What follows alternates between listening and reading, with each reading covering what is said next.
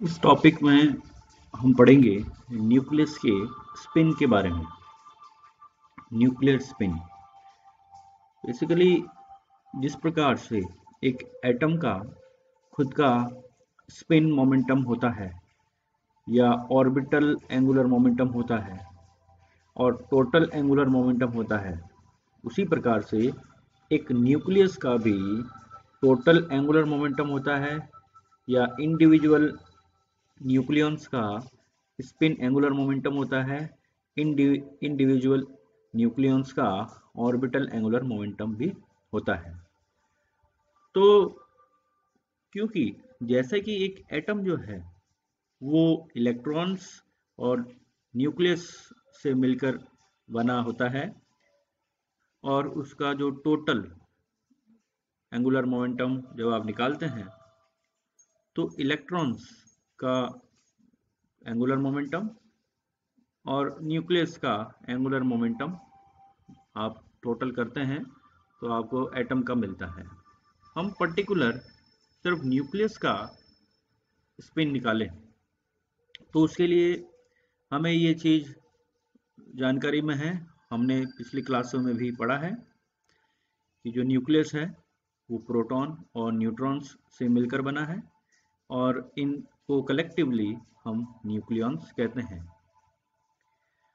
तो प्रोटॉन और न्यूट्रॉन ये बिल्कुल वैसे ही बिहेव करते हैं जैसे इलेक्ट्रॉन, क्योंकि इनका intrinsic angular momentum h cross y2 होता है, या इनको अपन आम बोलचाल की भाषा में कहें तो इनका spin h cross y spin half होता है, और अगर फिजिक्स की भाषा में इस तरह से लिखें इंट्रिंसिक एंगुलर मोमेंटम या स्पिन एंगुलर मोमेंटम, वो h क्रॉस y2 प्रत्येक का होता है।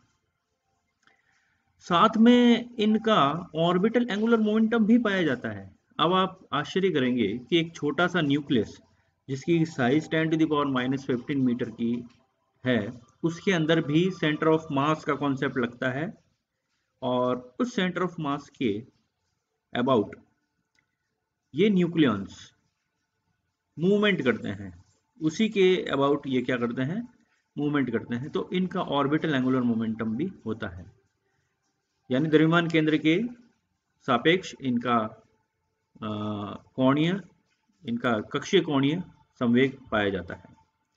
तो दो प्रकार के आपको मोमेंटम मिल रहे हैं, एक है स्पिन मोमेंटम, दूसरा है ऑर्बिटल मोमेंटम।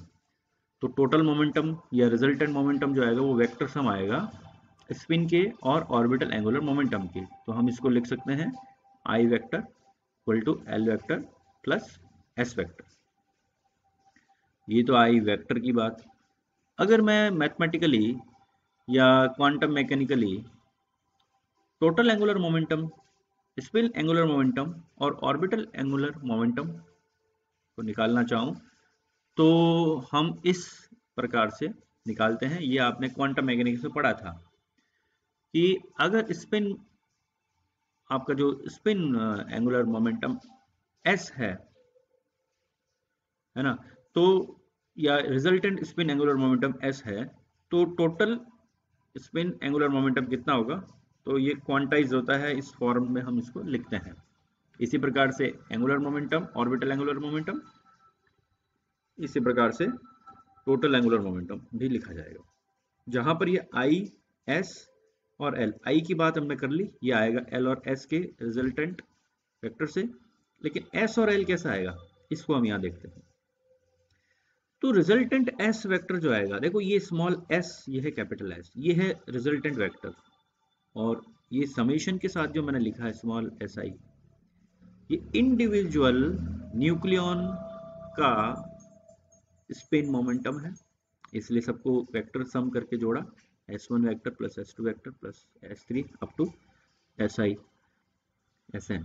इसी प्रकार से ऑर्बिटल एंगुलर मोमेंटम का रिजल्टेंट निकालेंगे तो वो भी वेक्टर सम इस तरह से निकलेगा। एक चीज तो आपको पता है कि स्पिन जो होगा si, स्मॉल si, उसकी वैल्यू हाफ होगी। ये एक क्वांटम नंबर है si, जिसकी वैल्यू हाफ होती है। अगर ये हाफ है तो आप सोचिए, half plus half plus half plus half, अगर ऑड है तो ये नंबर क्या आएगा, अगर ये ऑड है जैसे कि half plus half plus half, तो ये नंबर भी क्या आएगा, इंटीजर में आएगा, मतलब हाफ इंटीजर में आएगा। अगर ये इवन है, जैसे कि दो ही वैल्यू है, हाफ प्लस हाफ, तो ये 1 आएगा, यानी कि ये आपका इंटीजर में आएगा, लेकिन हाफ इंटीजर में नहीं आएगा, है ना। तो ऐसा ही हाफ लेने पर दो कंडीशन मिलेगी आपको, इंटीग्रल हो सकता है एस, कैपिटल एस, और हाफ इंटीग्रल भी हो सकता है। डिपेंड करता है कि न्यूक्लियॉन्स की संख्या जो है वो कितनी है, इवन है या ऑड है। एल जो है ये वैसे तो आपका इंटीग्रल होता है, क्योंकि इसकी वैल्यू ही 0 1 2 3 4 होती है। 0 का मतलब ग्राउंड स्टेट, 1 का मतलब first excited state, second third, इस तरह से एस पी डी, इस तरह से। तो तो आपका जो एल होगा वो इनके रिजल्टेंट सम के बराबर आएगा, और जो कि या तो इंटीग्रल होगा या जीरो होगा। हाफ का कोई कॉन्सेप्ट यहाँ नहीं लगता। मान लीजिए ये इंटीग्रल है, ये इंटीग्रल है, तो दोनों का जो सम आएगा आई, वो भी इंटीग्रल होगा। अगर ये इंटीग्रल है और ये इंटीजर है, हाफ इंटीजर, ये इंटीजर है और ये हाफ इंटीजर है, तो रिजल्टेंट ये आएगा हाफ इंटीजर। तो डिपेंड करता है कि टोटल एंगुलर मोमेंटम किसी न्यूक्लियस का अगर इवन ए ले रहे हैं तो या तो इंटीग्रल होगा, और अगर ऑड ए ले रहे हैं तो वो हाफ ऑड इंटीग्रल होगा। तो इस प्रकार से टोटल एंगुलर मोमेंटम जो होगा बेसिकली, उसी को हम न्यूक्लियस के स्पिन से शो करते हैं। जो न्यूक्लियर स्पिन है बेसिकली आई, वो आपका क्या कहलाएगा, टोटल एंगुलर मोमेंटम या न्यूक्लियर स्पिन। अब आप ग्राउंड स्टेट की बात करें थोड़ी देर के लिए। ग्राउंड स्टेट का मतलब आपका जिसके लिए एल की वैल्यू क्या है, 0। अब ग्राउंड स्टेट में इलेक्ट्रॉन्स, सॉरी न्यूक्लियस जो है वो हमेशा पेयर में रहते हैं। इसलिए रहते हैं क्योंकि ग्राउंड स्टेट ही वही होता है जहां पर एनर्जी मिनिमम रहे। तो उस केस में आपका टोटल एंगुलर मोमेंटम जो है वो है 0।